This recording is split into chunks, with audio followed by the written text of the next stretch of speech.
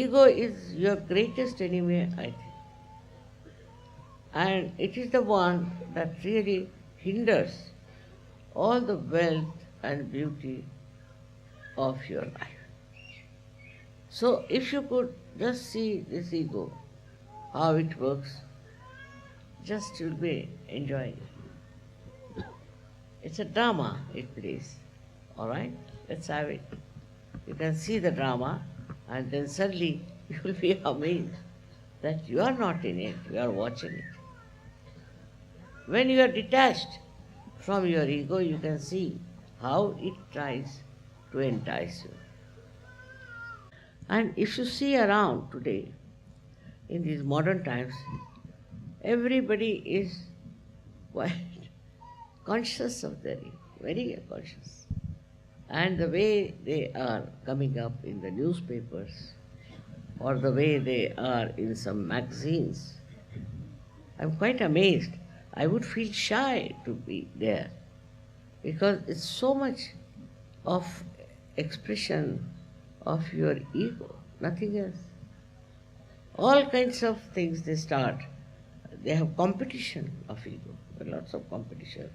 Like they have a beauty competition, then they have another competition for Mr. You can say India, Mr. this thing, that. All these things actually give the person ego, and others also run after such competitions.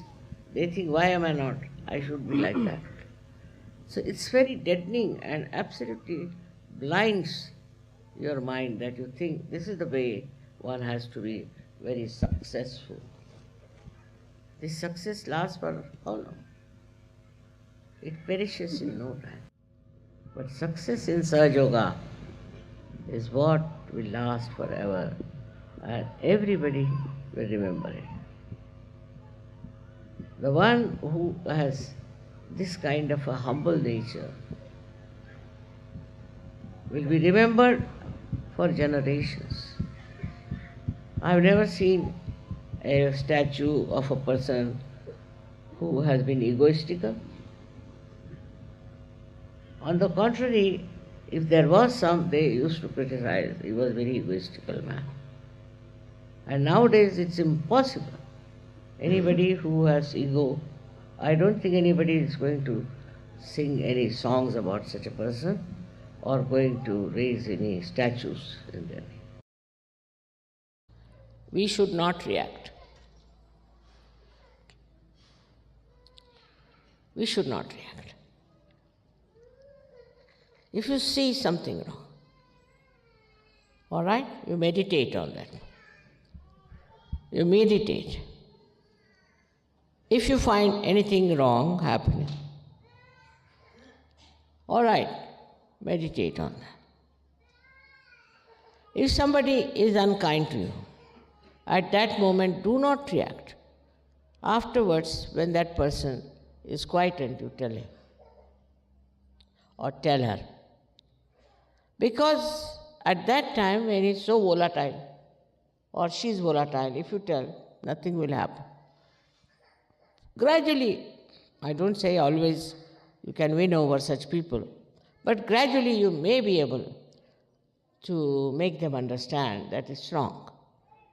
It's wrong to do things which they have been doing.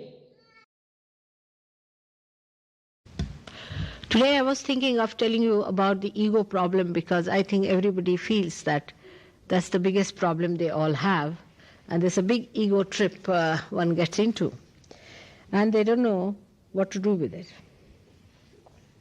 So first part, I will tell you how the ego rises and what it does to us. The second, how to understand it, how to tackle the position of ego and put it in its own aspect. As you see in the map here, the yellow stuff that you see on top is the ego. The balloon that is yellow is the ego. You see down below, it starts from the Swadhisthana. This is the color of the bile within us. And this Swadhisthana chakra, which is for our creativity, is directly connected to that ego there. And when it starts rotating round the void and going to the various parts of the void, it collects all the problems of the void. Void is that green circle within us, where physically we have, in the void, we have uterus, we have kidney. It's a complete viscera. All the intestines, ascending, transverse, descending colon. Liver is the upper part of liver more. Then also pancreas and the spleen.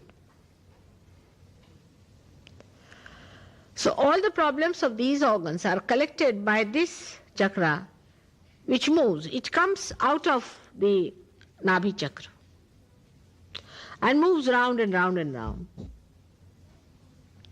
and collects all the problems. It nourishes, gives power, the vital power to these organs,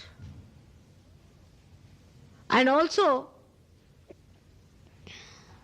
it generates necessary power for our creative action. It also collects the fat cells of the void, convert it into the proper cells for the brain, for its use, for the grey matter. All this work it has to do one chakra. It manifests aortic plexus outside. On the physical level, we call it as an aortic plexus, and it has got 6 subplexuses which look after all these organs.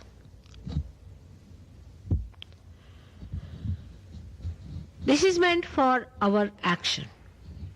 When we go into action, this chakra starts working. By the first power, which is on the left-hand side, we desire. But by the second one, we go into action, and it's called as Kriya Shakti.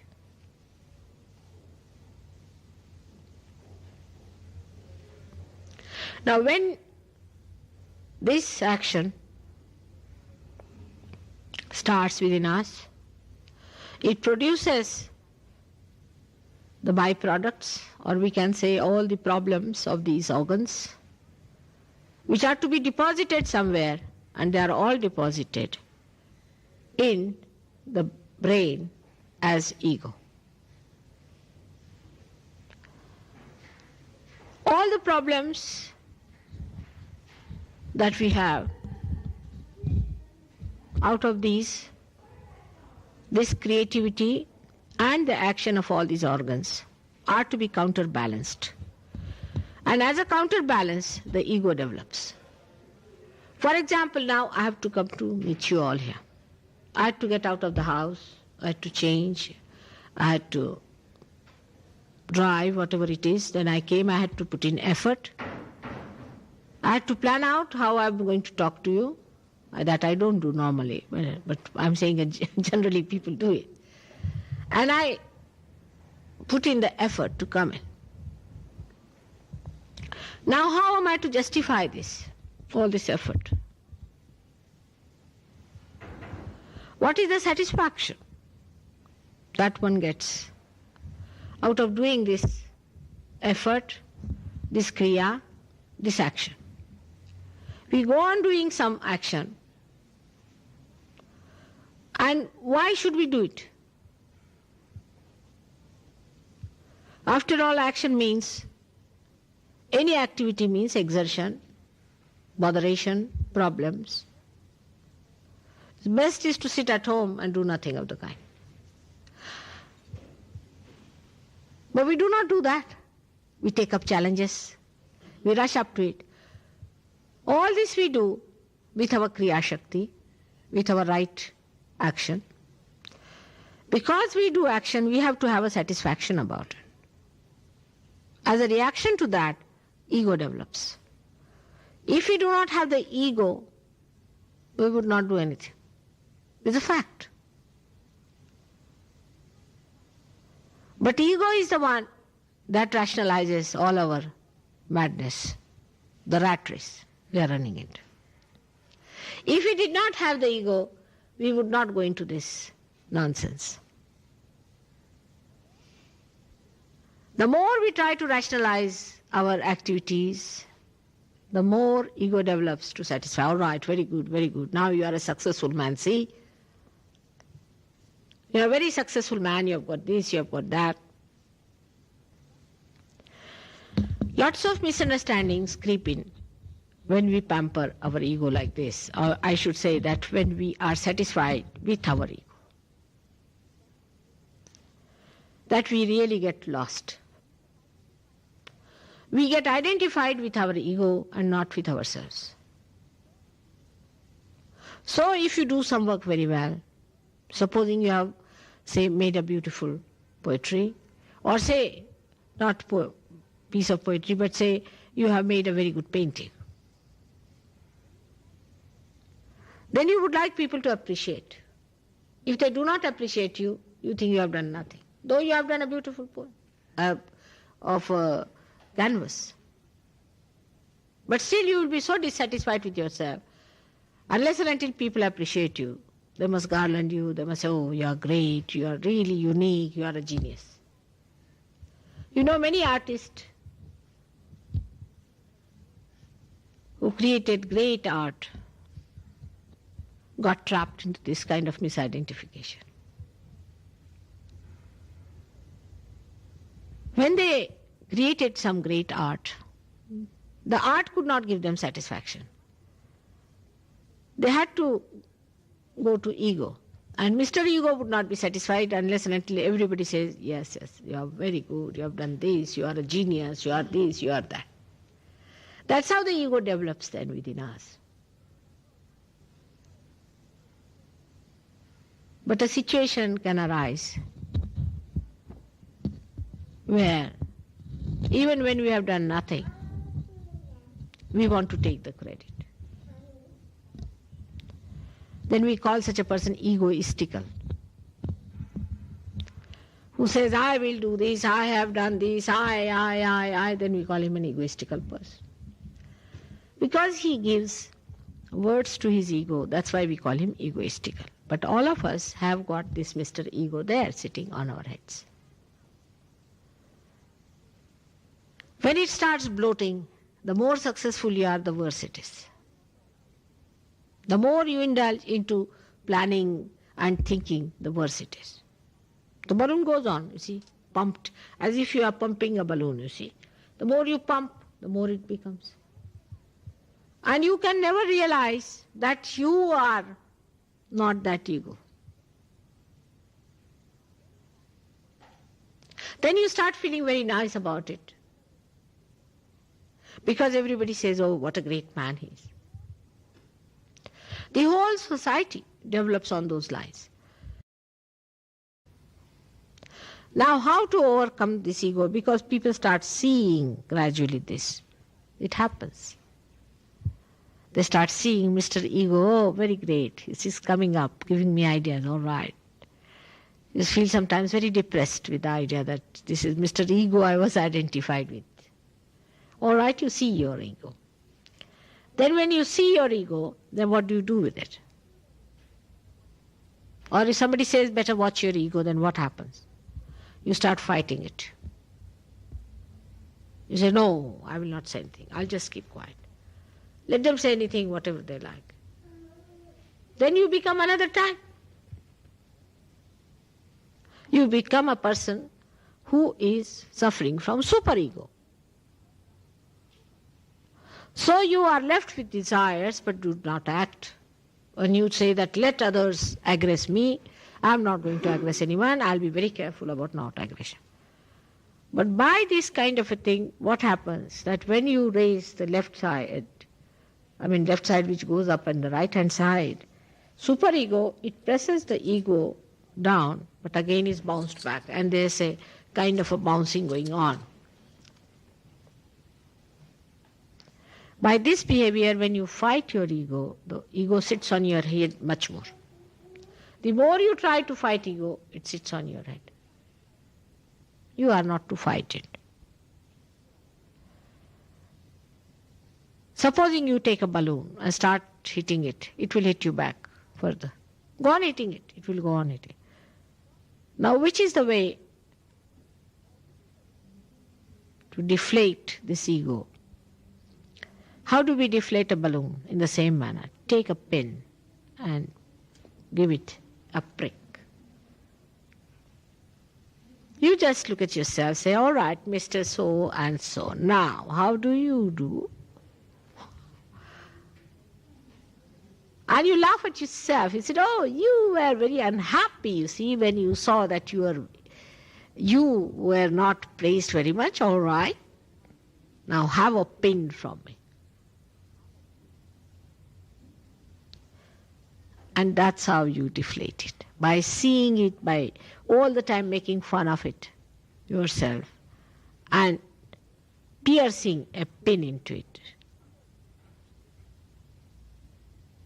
Not by deflating. In the way people say that you deflate the whole thing by pushing it down or by killing it. But actually just making a hole in it. In the same way, if you start looking at yourself and make fun, human beings only know very well how to make fun of themselves. No animals know that.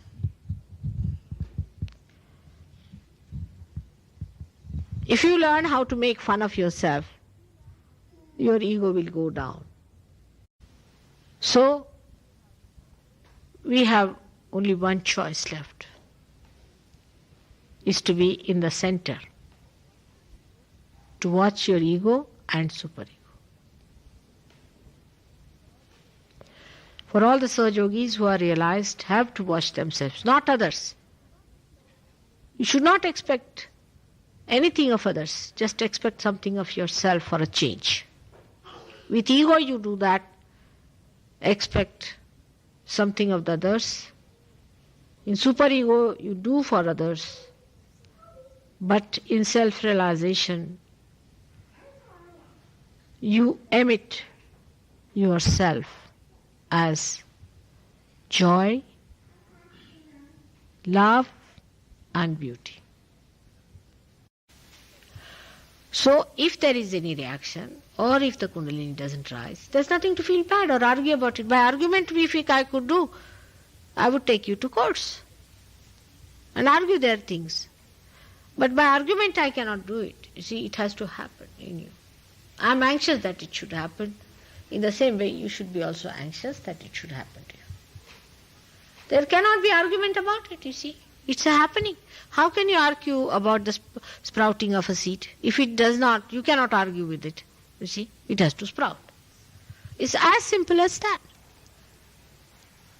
If it is not sprouting, there's something wrong. All right? So both the things, our ego and conditionings, are all the time acting outside. This reaction, which is built in within us, is just like bubbles in the ocean. And these bubbles keep us away from reality.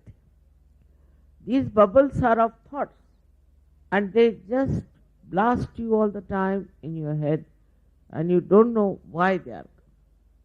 When you depend on this artificial mind of yours, then you have no discretion as to understand what is good and what is bad. This mind is the one where all kinds of evil things start.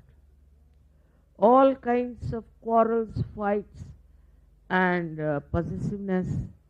Lastly, the war also comes there. It is in this mind only, which is nothing but a myth, all these concrete, destructive ideas somehow or other come up. And then they start growing and growing. Naturally, action has a reaction. This reaction itself is a wrong idea.